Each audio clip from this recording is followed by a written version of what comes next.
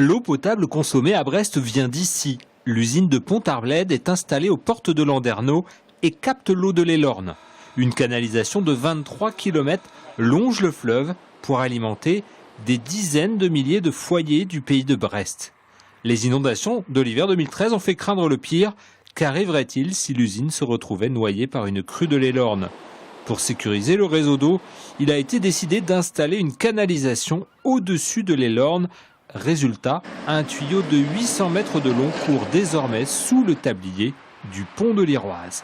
On se situe dans les voussoirs du pont de l'Iroise, c'est-à-dire juste en dessous des bandes de roulement où circulent les véhicules lambda. Cette conduite va donc être raccordée en amont et en aval du pont de l'Iroise, d'un côté à Plougastel et de l'autre côté au Relais-Caru.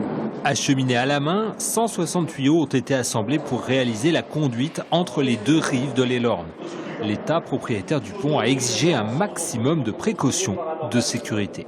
On a pallié à cela en maintenant la canalisation en permanence sous contrôle par l'intermédiaire de capteurs de pression et de vannes électriques qui permettent la fermeture immédiate en cas de casse. Même si une fuite survenait dans le pont, l'eau ne resterait pas dans l'ouvrage. À la construction, cette trappe d'évacuation a été créée 40 mètres au-dessus de l'Elorn. Pour installer son tuyau, Eau-du-Ponant avait interdiction de toucher à la structure du pont. C'était ça vraiment la grosse problématique, c'est-à-dire qu'on ne doit pas donc faire un trou en plus dans cet ouvrage. La nouvelle canalisation a coûté 800 000 €, 10 fois moins cher que s'il avait fallu passer sous le lit de l'Elorn. Le futur tuyau sera mis en service courant janvier.